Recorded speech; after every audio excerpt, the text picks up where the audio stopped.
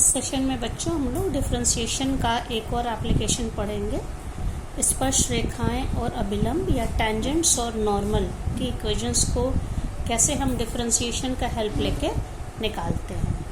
ठीक है, तो इसमें मान लीजिए कि P कोई पॉइंट है जिसके कोऑर्डिनेट्स हैं x0 y0 और एक ऐसी लाइन जो कि इस पॉइंट P मतलब having coordinates x0 y0 it passes through P और उसका स्लोप m हो। स्लोप मतलब कि ढाल या प्रवणता जिसको कहते हैं स्लोप m हो। तो ये हम लोगों ने पिछले क्लासेस में पढ़ा था y minus y1 is equal to m into x minus x1। y1 मतलब कि जिस पॉइंट से पास हो रही है उसका y कोऑर्डिनेट यहाँ पे क्या हो जाएगा, y0 is equal to m x minus x0। ये होता है किसी लाइन की इक्वेशन जो x0 y0 से पास हो रही है, उसका स्लोप क्या है m। अब इसके बाद हम लोगों ने ये भी पहले पढ़ चुके हैं कि कोई भी मान लीजिए जैसे ये है, कोई भी कर्व है तो उस कर्व के किसी पॉइंट पे, मान लीजिए ये पॉइंट है, पॉइंट P है जिसके कोऑर्डिनेट्स क्या हैं x0 y0। पॉइंट P पे अगर हमको टेंजेंट, इस पॉइंट P पे जो टेंजेंट होती है, स्पर्श रेखा होती है, यही इसके स्लोप को दिखाती है। कि स्लोप का मतलब ही होता है ढाल, या स्लोप का मतलब होता है tan theta, tangent of at that point.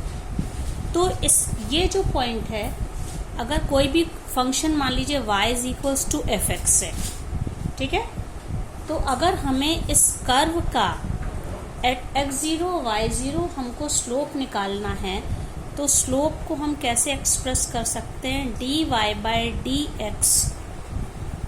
किस पॉइंट पे, पॉइंट P पे ले रहे हैं। dy बाई dx की जो भी वैल्यू आएगी वो x y के टर्म्स में मिलता है, तो x और y कोऑर्डिनेट्स की जगह क्या रखेंगे, x0 y0। इसलिए हम यहाँ पे क्या लिखते हैं, एट x0 y0। ये क्या होता है, तो ये स्लोप हो गया, इसी को हम क्या कहते हैं, f डैश x0। तो चाहे dy by dx at this point बोले x0 y0 या f डैश x, मतलब ये कि ये जो इक्वेशन है इसमें स्लोप की जगह पे हमें क्या वैल्यू रखनी पड़ेगी, जो भी फंक्शन दिया है उसको डिफरेंशिएट करके f डैश x की जो वैल्यू होगी। ठीक है, तो हम कह सकते हैं कि इक्वेशन ऑफ टेंजेंट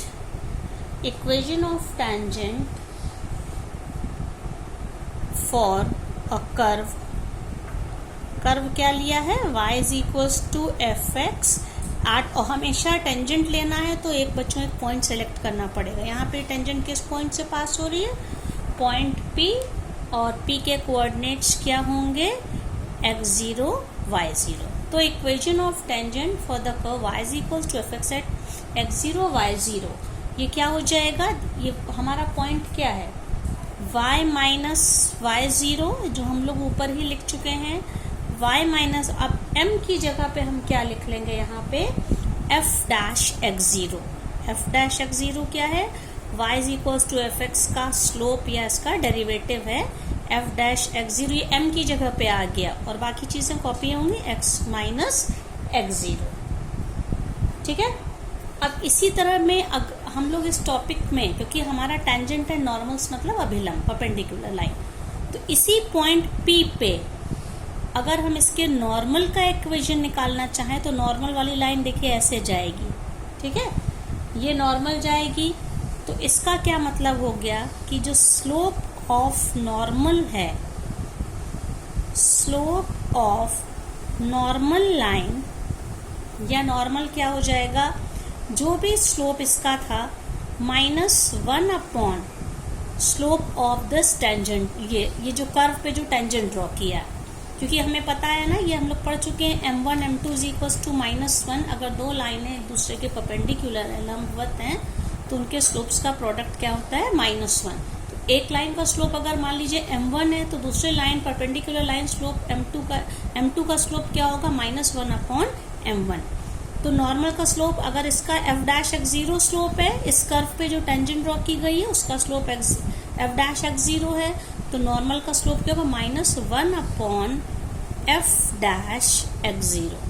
तो इस तरह से हम कह सकते हैं इक्वेशन ऑफ नॉर्मल, अभिलंब का समीकरण, वो क्या हो जाएगा, पॉइंट सेम है क्योंकि इसी पॉइंट से नॉर्मल भी पास हो रहा है।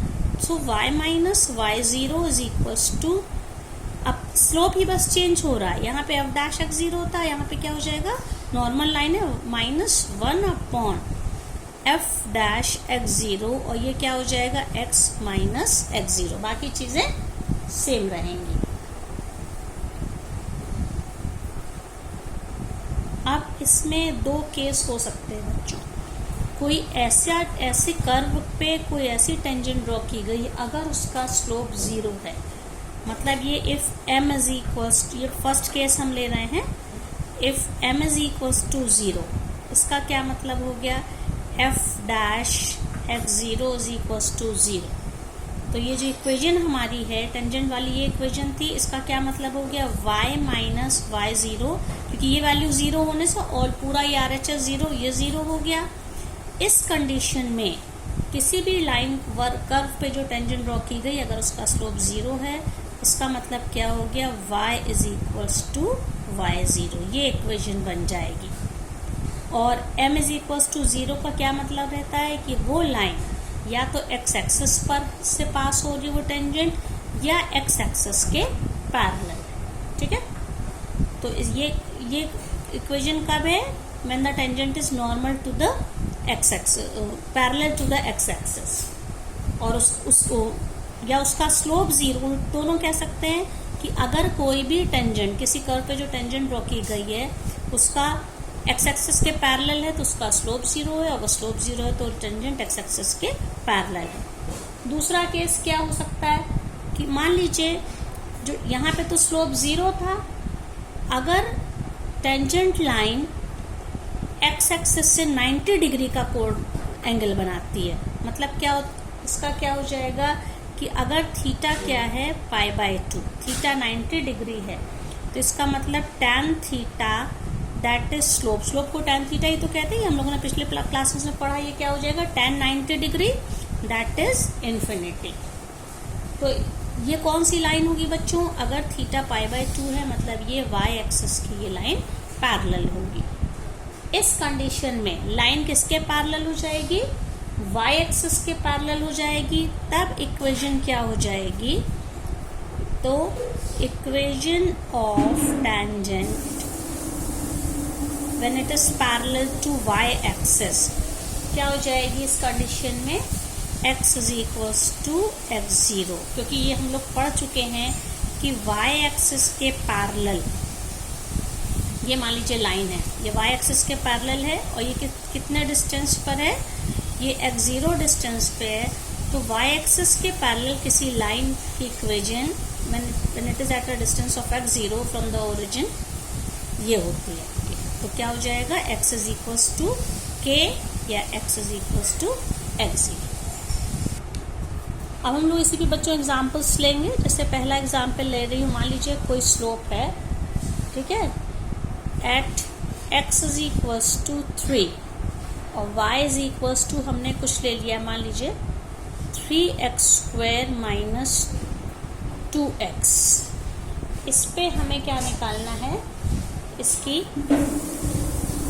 इस कर्व का हमको क्या निकालना है, slope, find slope of the tangent.